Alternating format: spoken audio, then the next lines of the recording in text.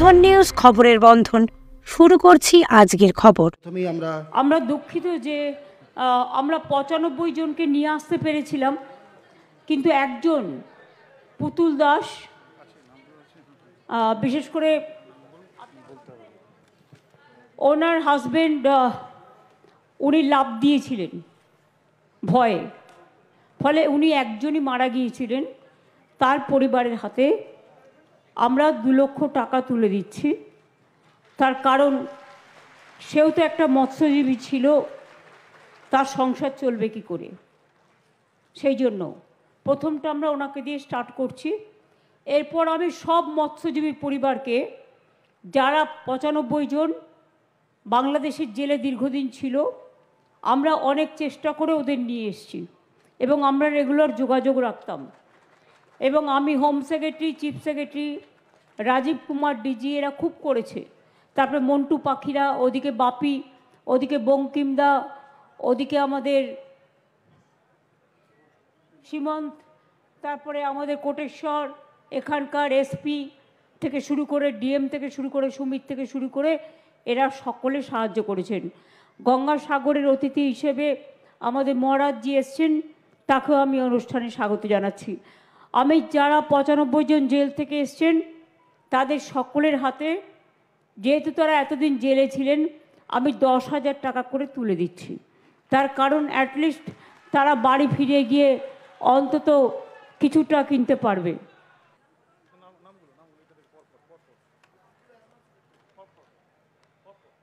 নিরঞ্জন দাস, গুলুধন দাস, পুলিন দাস, জগবন্ধু দাস,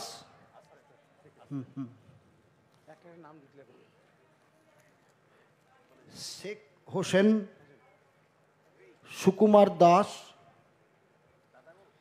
বিশ্বনাথ মান্না, অভিজিৎ দাস, প্রসেনজিৎ দাস, ইন্দ্রজিৎ বৈদ্য,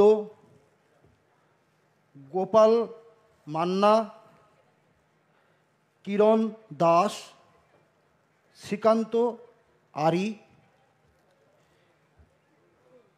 খোকন পাত্র, রণজিৎ মণ্ডল, এনারা সবাই ঝড় 3 ট্রলারে ছিলেন। মাননীয় মুখ্যমন্ত্রী ওনাদের হাতে উপহার তুলে দিচ্ছেন। এরপর জয় জগন্নাথ 2 ট্রলারের রাজেশ দাস,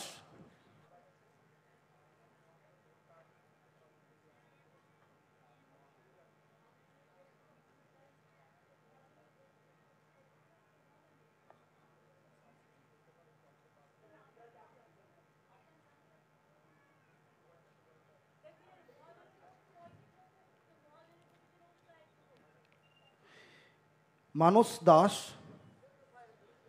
নিরঞ্জন দাস, সমর দাস, দশরথ দাস,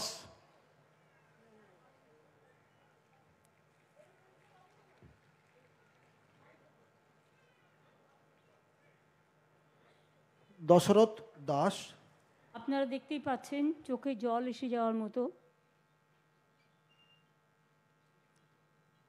বাংলাদেশ, আমরা দুটো প্রতিবেশী রাষ্ট্র, আমরা একে অপরকে ভালোবাসি, কিন্তু পরিস্থিতির শিকার হয়েছেন আমাদের মৎস্যজীবীরা। এই ছিল, আজকে আপনারা খুশি যে আপনাদের পরিবার পরিজনরা ফিরে এসছেন, তারা বাড়ি ফিরে যাবেন। একজন জলে ঝাঁপ দিয়েছিল বলে আপনারা দেখলেন, মারা গেছেন। এবং তার পরিবারকে আমরা 2 লাখ টাকা তুলে দিলাম। আর আমার 95 জন ভাই, যাদের আমরা ছাড়িয়ে আনতে পেরেছি অনেক কষ্টে। আমি এটা জানতাম না, কয়েকজন খুঁড়িয়ে খুঁড়িয়ে হাঁটছিলেন, সবাই নয়। আমি জিজ্ঞেস করলাম, খুঁড়িয়ে খুঁড়িয়ে হাঁটছেন কেন? তারা বলতে চায়নি। জানতে পারলাম যে তাদের কয়েকজনকে মারধরও করা হয়েছে, তাদের নিয়ে গিয়ে হাত দুটো দড়ি দিয়ে বেঁধে রাখা হয়েছিল। এবং তাদের মোটা লাঠি দিয়ে মারা হয়েছে। ফলে কয়েকজনের শারীরিক যে কোমর থেকে পা পর্যন্ত চোট, জামা কাপড় পরে আছে বলে বোঝা যাচ্ছে না, তারা কাঁদছিল বলে জিজ্ঞেস করছিলাম, বুঝতে পেরেছিলাম।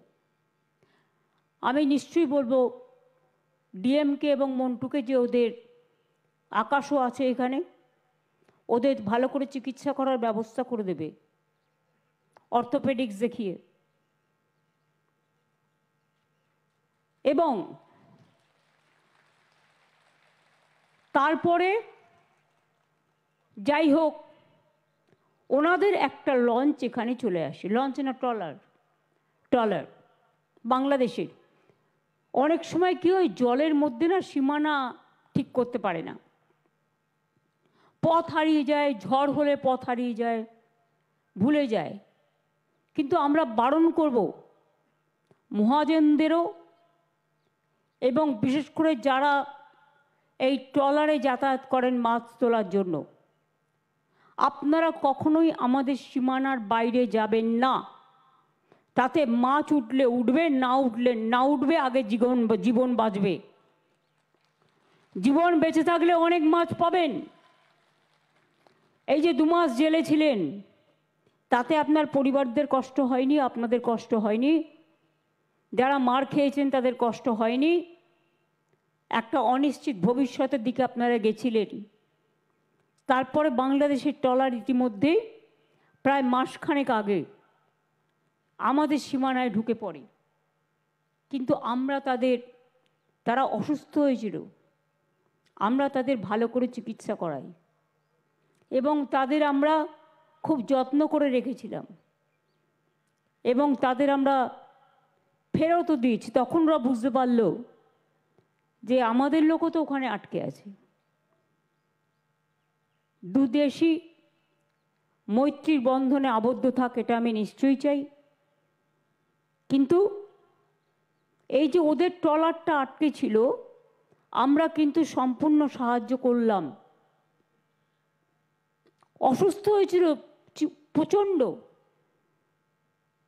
তাদের সম্পূর্ণ চিকিৎসা করে ভালোভাবে রেখে, যাতে দেশের কোনো বদনাম না হয়, বাংলার কোনো বদনাম না হয়, আমরা পুরো সাহায্য করেছি। আমরা ব্যাপারটা মাদকাসক্ত যুবকদের জীবনের মূল স্রোতে ফিরিয়ে আনছে চুঁচুড়া নবজীবন ফাউন্ডেশন। আজ থেকে 7 বছর আগে পথ চলা শুরু হয়েছিল এই সংস্থার। হুগলি জেলা থেকে শুরু হয়েছিল নবজীবন ফাউন্ডেশনের কাজ। আজ গোটা উত্তর পূর্ব ভারতে ছড়িয়ে পড়েছে তার ব্যাপ্তি। জেলা ও রাজ্যের হাজার হাজার মাদকাসক্ত যুবকদের মানসিক ও শারীরিক চিকিৎসার মধ্যে দিয়ে সুস্থ জীবনের পথে ফিরিয়ে আনছে নবজীবন ফাউন্ডেশন। কি করে এই সংস্থাকে তিল তিল করে গড়ে তুলছেন বন্ধন নিউজ এর ক্যামেরার সামনে, সে কথা বললেন সংস্থার কর্ণধার চন্দন দাস। দেখি ওটার মধ্যে কি আছে, বা পাড়ার বড় দাদারা করছে, আমিও একটুখানি করি, ফিলিংসটা কি সেটা দেখতে যাই। এবং একটা সার্টেন টাইমের পর কি হয়, সেটা ফ্রিকোয়েন্সিটা তখন অনেক বেশি থাকে, গ্যাপ থাকে যখন শুরু করে। পরবর্তীকালে যখন নির্ভরশীল হয়ে পড়ে সেই একটা সাবস্টেন্সের উপর, তখন সেটা থেকে বেরোনোর জন্য সে নানা রকম চেষ্টা করে, কিন্তু তার ওয়ে আউটটা জানা নেই যে কোন রাস্তা দিয়ে গেলে নেশা থেকেও বিরত থেকে সুস্থ স্বাভাবিক জীবনযাপন করা যায়। তো আমি ভাবলাম যে শুধুমাত্র আমি সুস্থ স্বাভাবিক জীবনযাপন করলাম, আমার জীবনের সার্বিক উন্নতি হলো, বা আমার যেসব এম বা আমি জীবনে যে জিনিসগুলো করতে পারিনি সেগুলো আমি ফুলফিল করলাম, তাহলে তো শুধু আমার কথাই ভাবা হলো। তাহলে আমি এরকম কিছু কাজ করি যাতে আমার মতো আরও 5 জন আমার দ্বারা উপকৃত হয়। এবং একটা সার্টেন টাইমের পর যখন মানুষ চায় যে ফিরতে, অথচ তার কাছে রাস্তা থাকে না, তখন এই একটা WHO ওয়ার্ল্ড হেলথ অর্গানাইজেশন একটা প্রসিডিওর বার করেছে। গরম পানীয়র জন্য বিশ্বমানের flask, micro oven, mixer grinder, induction সহ আধুনিক রান্নাঘরের সামগ্রী উৎপাদন সারা বিশ্বে আলোড়ন সৃষ্টি করেছে বড়সিল। পাশাপাশি বিশ্বমানের সোলার গ্লাস, যা সোলার সিস্টেমের অন্যতম সামগ্রী তৈরি করে, সারা বিশ্বে নজির গড়েছে বোরোসিল। দেশের বাজারে পাশাপাশি বিশ্ববাজারেও সব প্রতিযোগী কোম্পানিকে পিছনে ফেলে এগিয়ে চলেছে ভারতের বোরোসিল। রাজস্থানের বোরোসিল কারখানায় 1200 মহিলার কর্মসংস্থান হয়েছে। প্রতিদিন রাজস্থানের প্রত্যন্ত গ্রাম থেকে ওই মহিলাদের গাড়ি করে কারখানায় নিয়ে আসে কারখানা কর্তৃপক্ষ। তারা বোরোসিলের বিশ্বমানের প্লেটের ডিজাইনে কাজ করে। দিনের শেষে তাদের গাড়ি করে বাড়ি ফিরিয়ে দেয় কারখানা কর্তৃপক্ষ।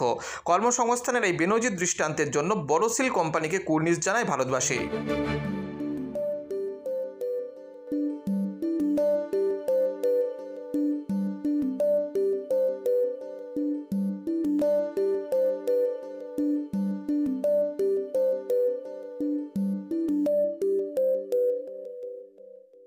At Borosil, our products touch our customers' lives in many ways.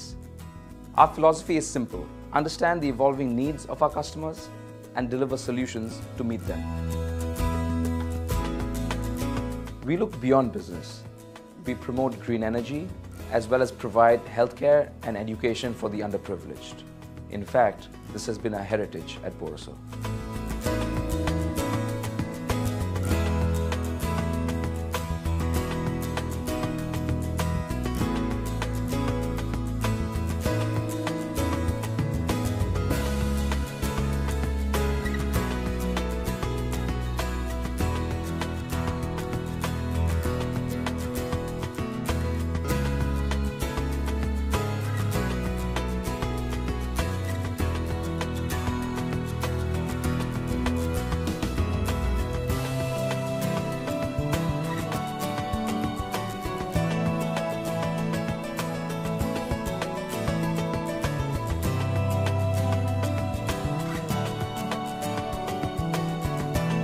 Our products are developed with innovation and thought.